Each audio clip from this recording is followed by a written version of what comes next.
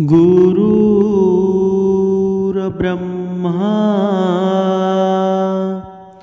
गुरुर्विष्णू गुरुर्देव महेश्वरा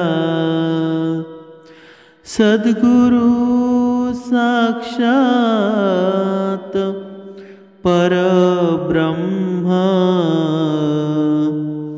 तस्मै श्री सद्गुरुवे नमः।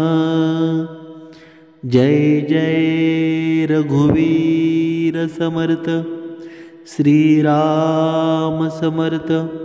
ओम श्री गुरुदत्तात्रेय श्रीपाद श्री वल्लभाय नमः। सद्गुरु चरणांना नतमस्तक होऊन आपण या शुभ सकाळच्या वातावरणामध्ये निरूपणास सुरुवात करूया।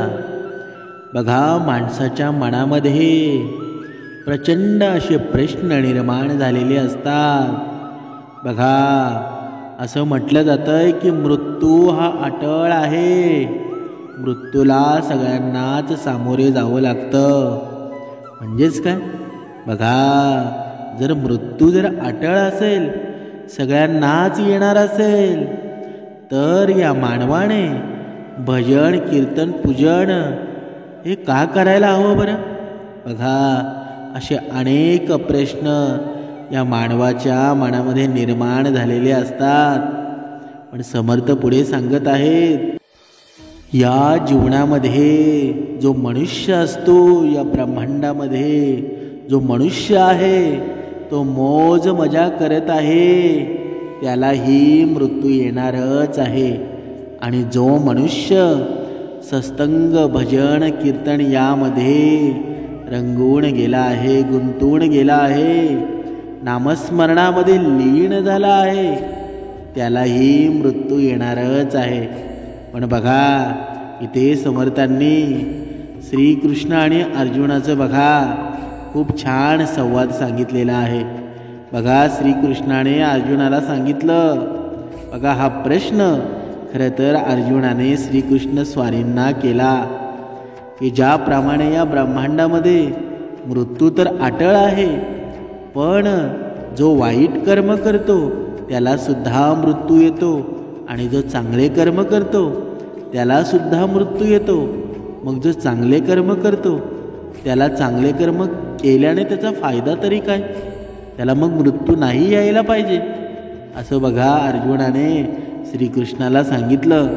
मग श्रीकृष्णाने त्याचं छान उत्तर दिलं, बघ पार्था, मांजर जेव्हा उंदराला पकडते ना, तेव्हा ती त्या उंदराला दाताने मारून टाकून खाऊन टाकते, पण तीच मांजर जेव्हा त्याच दाताने आपल्या पिल्लांना पकडते ना, तेव्हा त्यांना खात नाही, उलट खूप नाजूक पद्धतीनं त्यांना एका जागेवरून दुसऱ्या जागेवर घेऊन जाते।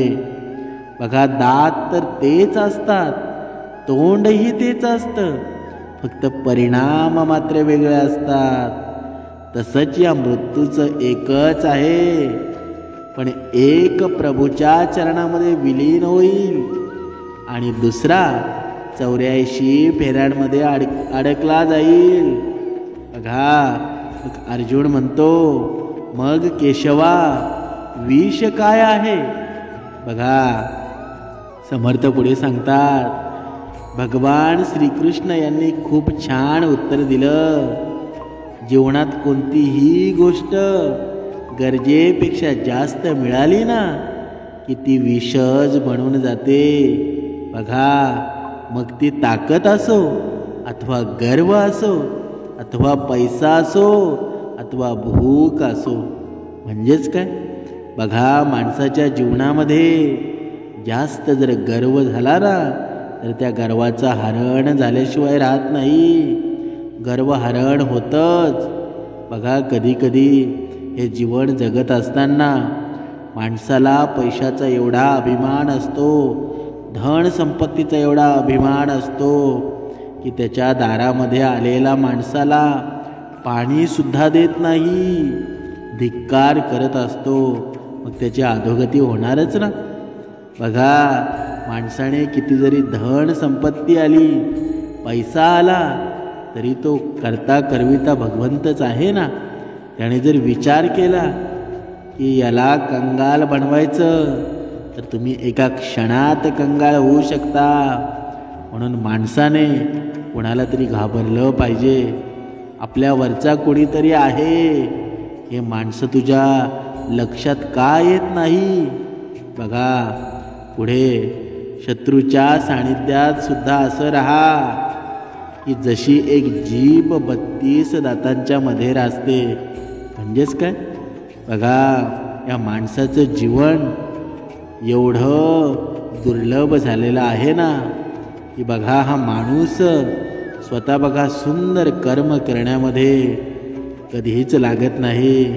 म्हणून समर्थ सांगतात की बघा, उदाहरण देतात की शत्रूच्या सानिध्यात सुद्धा माणूस गेल्यावर ना, बघा त्याचं वागणं असं पाहिजे की जशी जीभ असते ती 32 दातांमध्ये बघा एकदम व्यवस्थित राहते, सर्वांना भेटते, पण कोणाकडून दबली जात नाही. बघा, एवढे 32 दात असतात आणि या 32 त्या दातांमध्ये ही जीभ अडकलेली असते, पण तिला इजा मात्र होते का? तर नाही. समर्थांनी या मानवाला बघा या सुखाची 17 पावळे सांगितलेली आहेत. या माणसाच्या जीवनामध्ये सुख येण्याचं कारण काय असतं? माणूस स्वतः जबाबदार असतो की बघा दुसरा कोणी जबाबदार असतो? सुंदर सांगितलेलं आहे. बघा, जेव्हा सकाळ होते, बघा जाग येता पहिली प्रहरी हळुवार होते आणि तेव्हा माणसाने आपले डोळे हळुवार उघडावे. मग बघा, उत्तरेकडे पाहून देवास स्मरावे. श्रीकृष्ण स्वारी बघा, अंथरुणातून उठता क्षणी देवाला नमावे की मला तू पूर्ण रात्रभर व्यवस्थित झोप लागून दिलीस. त्या क्षणी देवाचे उपकार बघा मानावे. ध्यानस्थ होऊन भगवंताला आठवावं. म्हणजेच काय, बघा देवाचरणी बसावं आणि देवाचे आभार मानावं. पण असं आपण करतो का? बघा, स्वतः तुम्ही विचार करत नाही ना, तोपर्यंत या सद्गुण रूपी विचारांची बघा तुम्हाला चालना मिळणार नाही. बघा, काही न मागता त्याला सर्व अर्पण करावं. घरातून निघता बाहेर आई वडिलांना नमावं. पण आजचा माणूस बघा कुणाचा चरण स्पर्श कधीच करत नाही, त्याला अपमान वाटतो. म्हणजेच काय, जेव्हा माणूस घरामधून निघतो तेव्हा बघा, जेव्हा बाहेर कामावर जातो नेहमी येतो असं म्हणावं, जातो असं कधीच म्हणू नये. तुम्ही जर येतो जेव्हा म्हणता ना, तेव्हा तुम्ही साक्षात परमेश्वर साक्षीदार असतो की तो तुम्हाला तुमच्या गंतव्यस्थानावरून तुम्हाला परत घरी आणण्याचं कार्य परमेश्वराकडे असतं. म्हणून बघा, पुढे समर्थ सांगतात, क्षणभर दाराबाहेर थांबून देवाचं स्मरण करावं आणि आपल्या नित्य कर्माला निघून जावं. बघा, हे समाधानाचं भाव आहेत ना, बघा हे समाधानाचे भाव मनात आणून आपल्या कार्यामध्ये आपण बघा मार्गस्थ व्हावं. चेहऱ्यावर स्मित हास्य निर्माण बाळगून चालावं. कारण येणाऱ्या जाणाऱ्याकडे आनंदाने पाहावं, आपणही आनंदित व्हावं आणि समोरच्यानेही आनंदित व्हावं. पण असा माणूस वागतो का? बघा, पुढे समर्थ सांगतात, जगात खूप भांडण तंटे, आपण शांत राहावं. कितीतरी भांडणं होतात, पण आपलं मन मात्र आपण शांत ठेवलं तरच या सुखाची बघा जडणघडण होऊ शकते. सतत तोंडामध्ये मध आणि मस्तकामध्ये बर्फ धरावं. जेव्हा या गोष्टी आपल्याकडून घडतील ना, तेव्हा तुम्ही या जगामध्ये सर्वात श्रीमंत माणूस असाल. बघा, हे जीवन हे मर्म आहे ना, हे नेहमी लक्षात असावं. प्रत्येक क्षण हेच अंतिम जीवन आहे, हेच मनी ठसवावं. म्हणजेच काय? म्हणजेच प्रत्येक क्षण जगताना भगवंताचं नामस्मरण करून जगावं. कारण या ब्रह्मांडामध्ये कधी आपल्याला मृत्यू येईल आणि कधी आपलं जीवन संपुष्टात येईल सांगता येत नाही. पण परमेश्वराकडे एक विनंती मात्र करावी की माझ्या मृत्यूच्या वेळी तुझं स्मरण माझ्या वैखरीमध्ये राहू दे, माझ्या हृदयामध्ये राहू दे. हे जेव्हा घडेल ना, तेव्हा खऱ्या अर्थानं आपण परमेश्वराच्या जवळ जाऊ. समर्थ पुढे सांगत आहे, या आजच्या या कलियुगातला मानव आहे ना, बघा सकाळी उठतो, 15 मिनिटे पूजा करून, बघा 15 मिनिटे पूजा करतो आणि दिवसभर मौज मजा करत असतो. बघा संचितातले पुण्य बसा बसा संपत जातं. काही पापही आतून घडत असतं, पण मनात मात्र बघा सतत अहंकार असतो की मी सकाळी पूजा केली आहे, 1000 रुपये पगारावर उत्तम संसार होऊ शकतो का? बघा महान तपश्चर्या केलेल्या बघा कालीभक्त परमहंसांना कॅन्सर झाला होता, विवेकानंदांना मधुमेहाने ग्रासले होते. बघा सूरदास आंधळे झाले होते, मुक्तेश्वर मुके झाले होते. बघा कुर्मदास पांगळे झाले होते. या चोखोबा रायांचा मृत्यू भिंत अंगावर पडल्याने झाला होता. तुकोबा रायांचा संसार दाणदीन झाला होता आणि ज्ञानोबा रायांच्या आई वडिलांना देहांत प्रायचित्त घ्यावं लागलं होतं. बघा जन्मभर श्रीकृष्णांसाठी वेड्या झालेल्या मीराबाईला खूप छळ सोसून शेवटी विषाचा प्याला घ्यावा लागला. बघा पंचलीला वस्त्रहरणाच्या दिव्यातून जावं लागलं. महान पतिव्रता सीतादेवींना बंधनवास राहावं लागलं आणि अग्निदिव्याला सामोरे जावं लागलं. श्रीराम प्रभूंना वनवास भोगावा लागला.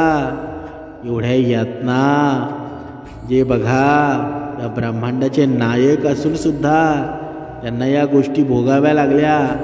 बघा प्रत्यक्ष श्रीकृष्णांना सुद्धा स्वमंतक मणी चोरल्याचा आरोप सहन करावा लागला. विश्वामित्रांची तपश्चर्या भंग पावली. बघा या अशा गोष्टी बघा या देवदेवतांना सुद्धा भोगाव्या लागल्या होत्या. तर या माणसाचं काय मात्र? या सर्व उदाहरणांवरून काय दिसून येतं की ही कर्माची गती असते ना, ती खूप गहन असते, खूप खोलवर असते, त्यातून कुणीही सुटत नाहीत. पण बघा आपल्या टिचभर पुण्याचा एवढा आटापिटा करणं चांगलं आहे का? बघा आपण थोडंसं पुण्य करतो, थोडंसं चांगलं कार्य झालं की आपण एवढ्या लोकांना सांगत सुटतो की मी हा एवढा दान केला. लगेच आपल्या मोबाईलवर आपण स्टेटस ठेवून तयार होतो की मी हा दान केला. पण तो दान धर्म होतो का? कधीच होत नाही. जो दानाची बघा दान देतो आणि समोरच्याला दाखवतो तो कधीच पुण्यामध्ये जात नाही. मग काहीही असू द्या, कितीही तुम्ही भावनेने करा, दान नेहमी बघा स्पष्ट करू नये. कुणाला मदत केलेली कधीच लोकांसमोर येऊ देऊ नका. कारण तो कितीही पुण्यवान असेल ना, तर तो पुण्यामध्ये समाविष्ट होत नाही. म्हणून प्रत्येक जीवाने आपल्या मनानुसार आपल्या सुंदर आचरणानुसार उपासना करत राहा. परमेश्वराच्या अचूक न्यायदानावर विश्वास ठेवा. त्याच्या न्यायदानात कधीही गफलत होत नाही. अविश्वास जेव्हा तुमचा ठाम होईल ना, तेव्हा बघा तुमचं जीवन खऱ्या अर्थानं चांगलं होणार आहे. म्हणून पुण्याची गणना करून स्वतःचे बघा, स्वतःला मिरवत बसू नका. कारण ही भक्ती कधीच होत नाही. कारण समर्थ पुढे सांगत आहेत की माणसाने जगावं कसं हे भगवद्गीतेकडून शिकावं. भगवद्गीता बघा ज्याप्रमाणे अर्जुनाला सांगितली, बघा अर्जुनाने पूर्ण तिचा अभ्यास केला. आणि ही अभ्यास केलेली ही गीता जर मनुष्याच्या जीवनामध्ये जर निर्माण केली ना, तर या मनुष्याला कधीही दुःखाला सामोरे जावं लागणार नाही. म्हणून समर्थ सांगतात या माणसाच्या जीवनामध्ये दुःख एवढं आहे ना, की हे दुःख घालवण्यासाठी, हे दुःख कमी करण्यासाठी माणूस बघा भक्ती मार्गामध्ये येतो. त्या विचाराने येतो की मी श्रीमंत होईल, धनवान होईल. पण हे कुठेतरी माणसाचं चुकत आहे. म्हणजेच काय? म्हणजेच बघा माणसाच्या सवयी मात्र माणूस बदलत नाही, पण एखाद्या परमार्थाला दोष देतो की मी एवढी भक्ती करतो तरी सुद्धा देव माझ्यावर कृपा करत नाही, भगवंत माझ्यावर कृपा करत नाही. पण समर्थ या माणसाला सांगत आहेत की हे माणसा, जो व्यक्ती असतो ना, त्याच्या सवयी वेळेवर बदलतो, त्याचं भविष्य नक्कीच बदलतं. तुझ्या तर तू सवयीच बदलल्या नाहीस, तुझं जीवन तसंच चालू ठेवलं तर तुला धनाची बघा तुझ्याकडे धन राहील, धन येईल का? बघा तुझं जीवन दुःखी असेल तर तुझ्या अगोदर सवयी बदल. कारण जोपर्यंत तुझ्या सवयी तू बदलत नाही ना, बघा तर तुझं भविष्यसुद्धा अंधारातच असणार आहे. म्हणून माणसाने प्रत्येक वेळेला भगवंताला दोषी धरू नये.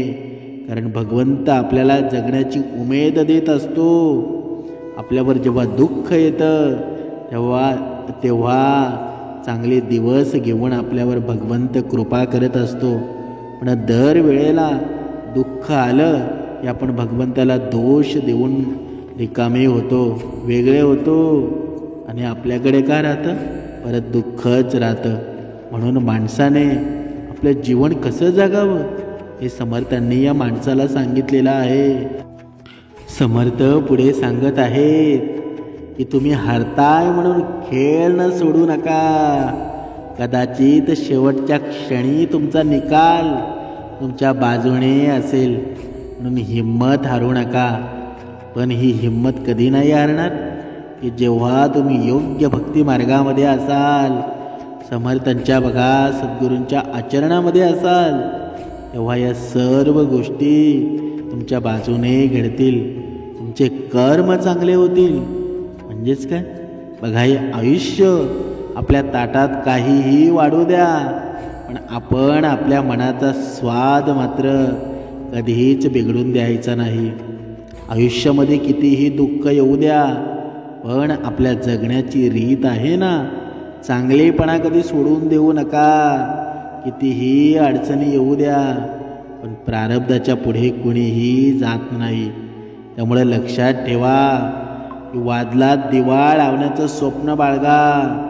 कितीही हवा असू द्या, कितीही पाऊस पाणी असू द्या, वारा असू द्या, पण बघा जर नियतीच्या मनात जर असेल ना, तर तुमचा दिवा कितीही हवा वादळ वारे असले ना तरी तो पेटताच राहणार आहे. कारण ही नियती आहे, ही नियती मदत केल्याशिवाय राहणार नाही. बघा या कलियुगामध्ये माणसाला दुःख येण्याचं एकच कारण आहे. बघा या माणसाच्या जीवनामध्ये बघा कुणाच्या आयुष्यामध्ये आपलं महत्त्व कमी होतं तेव्हा आपोआप रिप्लाय स्लो होत जातात, बोलणं कमी होऊ लागतं आणि बिझी असल्याची कारणं दिली जातात. पण हे माणसाला समजत नाही की कुणाच्या आयुष्यामध्ये आपण कितपर्यंत डोकावून पाहावं, कुणाच्या आयुष्यामध्ये आपली किंमत काय आहे हे जेव्हा माणसाला समजेल ना, तेव्हा बऱ्याचपैकी दुःखांचा नायनाट होईल. पण हा माणूस स्वतःचा विचार करतो, मात्र दुसऱ्याचा विचार करत नाही. म्हणून त्याचे प्रायचित्त म्हणून त्याला ते दुःख निर्माण होत असतं. म्हणून कोणतेही बघा, आपले मित्र परिवार असू द्या, आपले कुटुंब असू द्या, अगोदर दुसऱ्यांच्या सुखाचा दुःखाचा अगोदर दुसऱ्याचा विचार करा की आपण जे बोलतोय ते त्याला आवडतं की नाही. अशाच व्यक्तींशी मैत्री करा, अशाच कुटुंबातील व्यक्तींशी जास्त वेळ घालवा. जर त्याला आपण आवडतच नसू, आपले विचारच आवडत नसतील, तर त्याच्याकडून रिप्लाय चांगला येत नाही. मग आपण स्वतःला म्हणतो की मी एवढी त्याला मदत केली, तरीही त्याचं फळ मात्र काय भेटलं? काहीच नाही. म्हणून अगोदरच बघा, समोरच्या माणसाला ओळखायला शिका. कधी आपण त्याला एवढे वरती चढवतो, एवढे श्रेष्ठ मानायला लागतो, मग वेळ आल्यानंतर तो त्याच्या मर्जीनेच वागतो. मग आपल्याला दुःख होऊन काही फायदा आहे का? म्हणून माणसाला अगोदरच ओळखा आणि मग त्याच्याशी मैत्री करा, त्याच्यामध्ये आपलीच भलाई आहे. बघा, म्हणून समर्थ पुढे सांगतात की माणसाने परमेश्वरावर विश्वास ठेवण्याऐवजी माणूस या निरर्थक माणसाकडे विश्वास ठेवत असतो. तू जसं प्रेम असं परमेश्वरावर केलं, असा विश्वास जर तू परमेश्वरावर ठेवला, तर तुझी अधोगती कधी होईल का? पण असा माणूस कधीच करत नाही. बघा, माणसाचा विश्वास कसा असावा, बघा एक सुंदर उदाहरणाद्वारे आपण स्पष्ट करूया. बघा, एक गाव होतं आणि त्या गावामध्ये 2 साधू राहत होते. बघा, ते दिवसभर भीक मागत आणि मंदिरामध्ये पूजा करत असत. एक दिवस गावामध्ये वादळ आलं आणि मुसळधार पाऊस सुरू झाला. दोन्ही साधू गावाच्या सीमेलगतच्या झोपडीत राहत होते. बघा, संध्याकाळी दोघे घरी परत आले आणि पाहतात तर काय की वादळी पावसाने त्यांची अर्धी झोपडी तुटली होती. हे पाहून पहिला साधू देवावर रागवला आणि देवाला म्हणाला, देवा, तू नेहमी माझ्यासोबत चुकीचं वागतोस. मी दिवसभर तुझं नाव घेतो, तुझी पूजा करतो, तरी सुद्धा तू माझी झोपडी तोडलीस. गावामध्ये जे चोर, लुटेरे, खोटे लोक आहेत, त्यांच्या घराला काहीच नाही झालं. बिचाऱ्या साधू माणसांची झोपडी तुटली, हे तुझंच काम आहे देवा. बघा, आम्ही तुझ्या नावाचा जप करत असतो, पण तुझं आमच्यावर प्रेमच नाही, तू आमच्यावर प्रेमच करत नाही. बघा, असा साधू देवाला म्हणतो. यावर दुसरा साधू असतो, ते लगेच येतो आणि तुटलेली झोपडी पाहून खुश होऊन नाचायला लागतो आणि देवाला काय म्हणतो, हे देवा, आज माझा विश्वास बसला की तुझं आमच्यावर किती प्रेम आहे. ही आमची अर्धी झोपडी तूच वाचवली असणार, नाहीतर एवढ्या जोरदार पावसामध्ये माझी पूर्ण झोपडी उडवून गेली असती. ही तुझीच कृपा आहे. बघा, की आमच्याकडे अजून डोकं झाकण्यापुरतं निवारा आहे. निश्चित हे मी केलेल्या पूजेचं फळ आहे आणि म्हणूनच मी उद्यापासून तुझी अजून पूजा करेल, कारण माझा तुझ्यावरचा विश्वास खूप वाढला आहे. तुझा सदैव जय जयकार असो. बघा, या कथेचं तात्पर्य काय? बघा, एकाच घटनेला एकसारख्या 2 लोकांनी किती वेगळ्या दृष्टीने पाहिलं. बघा, ती झोपडी होती, पण 2 साधू होते. एकाने त्यांच्याकडं बघा, प्रेमाने पाहिलं, पॉझिटिव्ह विचाराने पाहिलं आणि दुसऱ्याने तिच्याकडं निगेटिव्ह विचारानं पाहिलं. इथे फरक कुठे आला? फरक आला तो म्हणजे विश्वास, श्रद्धा. एक साधूची श्रद्धा होती, पण ते वाईट होऊन सुद्धा, त्याला दुःख येऊन सुद्धा त्याने ते दुःख पत्करलं नाही. त्या दुःखामध्ये पण त्याने परमेश्वराला पाहिलं.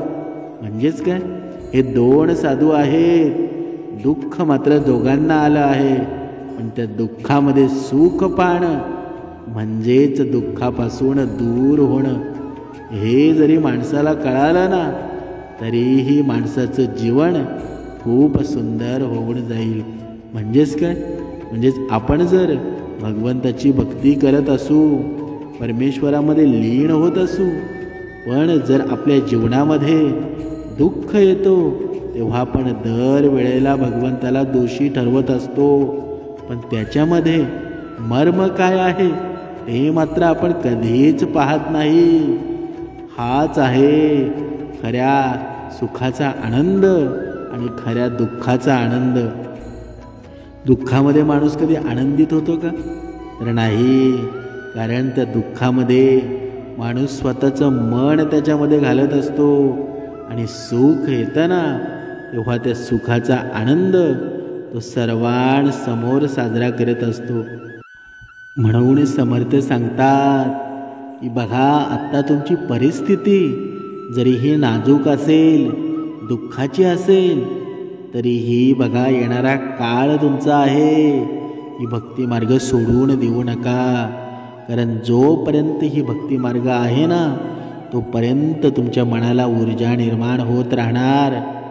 हे बघा, काल ही सत्य होतं आणि आज ही सत्य आहे. म्हणून कुणाच्या दुःखावर हसू नका, कारण तेच तुम्हाला रिटर्न येणार आहे.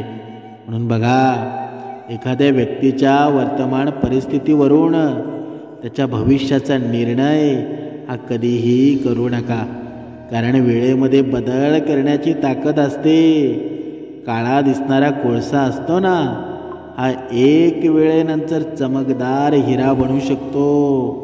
फक्त त्या परमेश्वराची कृपा व्हायला लागते. बघा, या सद्गुरूंची कृपा जेव्हा होते ना, तेव्हा एखादा कंगाळ व्यक्ती असतो ना, तो श्रीमंत बनू शकतो. म्हणून कोणाला कमी लेखू नका. एकदा चालायला सुरुवात केली ना, की मार्ग हा आपोआप सापडत असतो.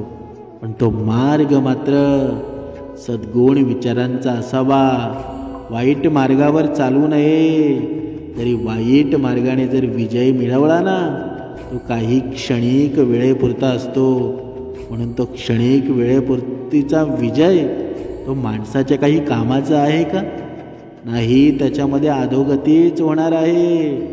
त्याच्यामुळं माणसाने सद्गुण विचार धारण करावं आणि सद्गुण विचाराने मिळालेलं जे मिळालेलं असतं ना, ते आयुष्यभर टिकून राहतं. म्हणून समर्थ सांगत आहेत की मृत्यू हा प्रत्येक जीवाला आहे. मृत्यू हा अटळ आहे.